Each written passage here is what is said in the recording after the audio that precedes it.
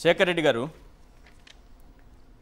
నమస్తే పవన్ అండి, ఈశ్వర్ కళ్యాణ్ గారు గారు సాక్షి టీవీ వీక్షకులందరూ కూడా గుడ్ ఈవినింగ్ సార్. నమస్తే నమస్తే అండి. పవన్ కళ్యాణ్ గారు నవంబర్ 26న అకస్మాత్తుగా కోనసీమ జిల్లాలో తెగబడ్డారు. ఓకే, అక్కడ కొన్ని వ్యాఖ్యలు చేశారు. మరి సబ్జెక్టు లేక సబ్జెక్టు తెలియక తెలంగాణ వాళ్ళు దిష్టి పెడితే ఇలా అయిపోయింది, రాష్ట్ర విభజనకు కూడా వాళ్ళ దిష్టే కారణం అనేటటువంటి మాటలు మాట్లాడడం, ఇది అమాయకత్వంతో మాట్లాడారా లేక నిజంగానే 2 లక్షల పుస్తకాలు చదివినటువంటి జ్ఞానంతో మాట్లాడారా? సార్ ముందుగా ఇంతకు ముందు మీరు ఒక ట్రెండింగ్ వీడియో ఒకటి చూపించారు సార్. దాంట్లో ఆయన రాష్ట్ర ఆదేశిక సూత్రాల మేరకు అన్నారు సార్. నేను పొలిటికల్ సైన్స్ చదువుకున్నాను సార్. ఓకే, రాష్ట్రానికి ఆదేశిక సూత్రాలు ఎక్కడ ఉంటాయి నాకు ఎక్కడ చూడలేదు సార్. దేశానికి ఉంటాయి సార్ ఆదేశిక సూత్రాలు. ఓకే, భారత రాజ్యాంగంలో ఉంటాయి సార్ ఆదేశిక సూత్రాలు.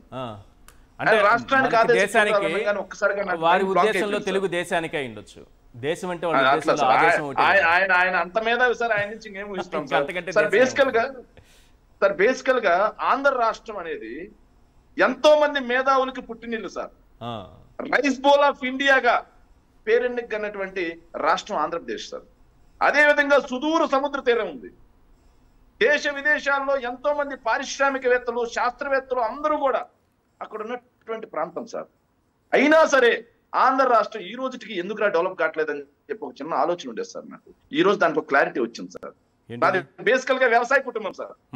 నాకు చిన్నప్పుడు మా ఇంట్లో కూడా చాలా గేదెలు ఉండేవి సార్. ఆ గేదెలకి బుడ్డ పిడుతులని పట్టేవి సార్. మీకు తెలుసో లేదో సార్, బుడ్డ పిడుతులని పట్టేవి సార్. అవి ఎంత లాగినా సరే గేదె రక్తం పిలుస్తా ఉండే సార్. అలా రాష్ట్రానికి బుడ్డ పిడుతుల్లో వీళ్ళు పట్టారు సార్. రాష్ట్ర ఖజానాని, రాష్ట్ర సంపదని, రాష్ట్ర అభివృద్ధిని, రాష్ట్ర భవిష్యత్తుని బుట్ట పిడుదల లాగేసుకుంటా ఉంటే, పీల్చేస్తా ఉంటే ఇంకెక్కడ రాష్ట్రం అభివృద్ధి చెందుతుంది? సో ఏదైతే నవంబర్ 26వ తారీఖు ఆయన అక్కడికి ఎందుకు వెళ్ళారో తెలుసా సార్? జగన్మోహన్ రెడ్డి గారు అరటి రైతుల కోసం, అరటి రైతులందరూ కూడా అల్లో లక్ష్మణ అంటుంటే వాళ్ళని కాపాడడం కోసం అక్కడికి వెళ్ళారు సార్. వాళ్ళ గురించి మాట్లాడడం కోసం, ప్రభుత్వాన్ని కదిలించడం కోసం అక్కడికి వెళ్ళారు సార్. దాన్ని డైవర్షన్ చేయడం కోసం అక్కడికి వెళ్ళి ఏ మాట అంటే ఆ మాట సార్. అదే కాదు సార్, 30,000 మంది మహిళలు మిస్సింగ్ అన్నారు కదా సార్. దానికి సమాధానం చెప్పుకోలేరు కాబట్టి ఇట్లా విద్వేషాలు సార్. పవన్ కళ్యాణ్ గారి రాజకీయ జీవితమే వ్యక్తుల మధ్య, ప్రాంతాల మధ్య, కులాల మధ్య, మతాల మధ్య, ఈరోజు 2 రాష్ట్రాల మధ్య సార్. రాయలసీమకి వెళ్ళి రాయలసీమ వాళ్ళు తిడతాడు సార్, ఆంధ్రాకి వెళ్ళి ఆంధ్ర వాళ్ళు తిడతాడు సార్. ఎన్నోసార్లు అన్నాను సార్, కడప ఫ్యూడలిస్టులు అంటారు, బాంబులు అంటారు అంటే ఒక ప్రాంతం మీద విద్వేషం. సో సనాతని ధర్మం ఎత్తి ఒక మతం మీద విద్వేషం. ఇలా ఎంతకాలం విద్వేషాలతో రాజకీయాలను నడుపు తీసుకెళ్దామని పవన్ కళ్యాణ్ గారు. అయ్యా పవన్ కళ్యాణ్ గారు, నేను అడుగుతున్నాను సార్, ఆ రోజు మీరు రైతు పండుగ అని ఒక సభ పెట్టి ఆ సభలో ఈ మాట మాట్లాడారు. అసలు రైతు పండుగ అనే సభ ప్రజాధనంతో మీరు పెట్టడం వెనక ఆంతర్యం ఏంటి? రైతులకి మొదటి ఏడాది రైతు భరోసా ఎగ్గొట్టినందుక, అదే విధంగా రైతులకు మద్దతు ధర లేకుండా రోడ్డు మీద నిలబెట్టినందుక, అదే విధంగా రైతులకు సార్ వీళ్ళు చెప్పినట్టుగా ఇన్పుట్ సబ్సిడీ, క్రాప్ ఇన్సూరెన్స్ లేకుండా రైతులందరినీ, ఇన్పుట్ సబ్సిడీ, క్రాప్ ఇన్సూరెన్స్ లేకుండా రైతులందరినీ మోంతా తుఫాన్ లో రోడ్డు పాలు చేసినందుక ఈ రోజుకి ఇవ్వలేదు సార్. వాళ్ళందరూ అడుగుతారు కాబట్టి దానికి ఖచ్చితంగా ఈ డైవర్షన్ పాలిటిక్స్ సార్, ప్రాంతాల మధ్య విద్వేషం సార్. ఇలా చెప్పుకుంటూ పోతే సార్, తిరుమల లడ్డు విషయంలో జంతు కొవ్వు కలిసిందన్నారు, 5 లక్షల లడ్లు పోయా అన్నారు. అది ఎక్కడ నిరూపితంగా డైవర్షన్ చేయాలి, ప్రజల్లో చర్చ. మీరు చాలా పెద్ద లిస్టు చూపించారు సార్. ఆయన ఎక్కడైతే ఫ్లై అయిపోయారు, ఏరోప్లేన్ మోడ్ లోకి వెళ్ళిపోయారని, ఆ ఏరోప్లేన్ మోడ్లు మొత్తాన్ని కూడా వెనక్కి తీసుకెళ్లడం కోసం, వాటి నుంచి డైవర్ట్ చేయడం కోసం ప్రాంతాల మధ్య సార్. సిగ్గుండాలి సార్ కొంచెమైనా పవన్ కళ్యాణ్ గారికి. పొద్దున్న లేస్తే ఆడే తింటా, ఆడే పంట, ఆడే వ్యాపారాలు చేసుకుంటా, ఆడే షూటింగ్లు చేసుకుంటా, తినే కంచంలో పాస్ పోసుకోవడం అంటే ఇదే కదా సార్? అయ్యో, అంత మాట ఎందుకండి? కాదంటారా సార్? నాకు అర్థం కాలేదు సార్. ఆయన మాట్లాడిన పిచ్చి వ్యాఖ్యల వల్ల లక్షలాది మంది ఆంధ్ర వాళ్ళు హైదరాబాద్ లో ఈ రోజు వ్యాపారాలు చేసుకుంటున్నారు, ఉద్యోగాలు చేసుకుంటున్నారు, కూలీ పనులు చేసుకుంటున్నారు, అన్ని చేసుకున్నారు సార్. మరి వాళ్ళందరి మీద ఎఫెక్ట్ పడుతుందా, పడదా సార్? తెలంగాణ ప్రజలు మంచోళ్ళు కాబట్టి నిజానికి ఆ ఎఫెక్ట్ లేకుండా చూస్తున్నారు సార్. నేను అడుగుతున్నాను సార్, నేను లేకపోతే ఈయన మాటలకే అలాంటి పరిస్థితి వచ్చేది సార్. పవన్ కళ్యాణ్ గారు నేరుగా అడుగుతున్నాను సార్. సో డిసిఎం గారు అంటే డిప్యూటీ చీఫ్ మినిస్టర్ అనుకున్నాం సార్ మొన్నటి వరకు. కానీ మాకు ఈ రోజు అర్థమైంది ఏంటంటే దిష్టి తొక్క మినిస్టర్ అని అర్థమైంది సార్. దిష్టి ఏంటి సార్? దిష్టి రాష్ట్రానికి దిష్టిలో 3 ప్రాంతాలకు మీరు పట్టారు. ఒక ప్రాంతానికి ఉత్తరాంధ్రకి మీరు, ఆంధ్ర ప్రాంతానికి లోకేష్, రాయలసీమ ప్రాంతానికి ఆయన ఎవరు, మన పవన్ కళ్యాణ్ గారు, ఏదైతే నారా చంద్రబాబు నాయుడు గారు పట్టారు సార్. ఇలా 3 ప్రాంతాలకి ముగ్గురు మీరు బట్టి పక్కన వాళ్ళంటే ఎలా? రాష్ట్రం విడిపోయి 10 సంవత్సరాలు అయిపోయింది సార్. 10 సంవత్సరాల్లో 5 సంవత్సరాలు చంద్రబాబు నాయుడు గారే అధికారంలో ఉన్నారు సార్. మళ్ళీ 2 సంవత్సరాలు అధికారంలో ఉన్నారు సార్. ఈ 7 సంవత్సరాల్లో మీరు మద్దతు ఇచ్చినటువంటి, మీరు గెలిపించినటువంటి 5 సంవత్సరాలు, ఇప్పుడు మీరు ప్రభుత్వంలో ఉన్నటువంటి 2 సంవత్సరాలు, 7 సంవత్సరాల్లో ఆంధ్ర రాష్ట్రాన్ని మీరు ఏం చేశారా అంటే చెప్పుకోవడానికి ఏమీ లేక, రాష్ట్రాన్ని ఒకవైపు విధ్వంసం చేస్తూ, రాష్ట్రాన్ని ఒకవైపు అప్పుల పాలు చేస్తూ, రాష్ట్ర ఆర్థిక వ్యవస్థను బంగాళాఖాతంలో తొక్కి పెడుతూ, సార్ మీరు 2,66,000 కోట్లు అన్నారు సార్. తప్పు సార్, 3 లక్షల కోట్లు అయింది సార్. కేకులు ఊరు వాడ కేకులు కట్ చేస్తారేమో సార్ 3 లక్షల కోట్లు దాటిపోయిన తర్వాత 2 ఏళ్లలో. అలాంటి పరిస్థితికి రాష్ట్రాన్ని తీసుకొచ్చి వీటన్నిటికీ సమాధానం చెప్పలేక ప్రజలను డైవర్ట్ చేయడం కోసం 2 రాష్ట్రాల మధ్య, 2 ప్రాంతాల మధ్య విద్వేషాలు రేకొడతారా?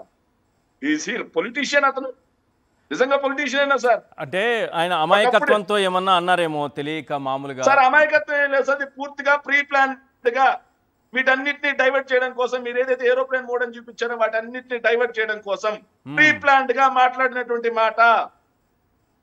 సో అమాయకత్వంగా ఉంటే మొదటి రోజే క్షమాపణ చెప్పుండేవాళ్ళుగా. మరి ఎందుకు చెప్పలేదు క్షమాపణ మొదటి రోజే? సార్ మొదట్లో చెగోవీరా అన్నారు సార్, తర్వాత భగత్ సింగ్ అన్నారు సార్, తర్వాత వచ్చేసి లెనిన్ అన్నారు, స్టాలిన్ అన్నారు, సనాతన ధర్మ స్టార్ అన్నారు. మరి ఈ రోజు దిష్టి చుక్క మంత్రి అయిపోయారు సార్. దిష్టి చుక్క మంత్రి ఎంత సార్? దిష్టి చుక్క మంత్రి DCM గారు సార్. DCM అంటే దిష్టి చుక్క మంత్రి గారే సార్.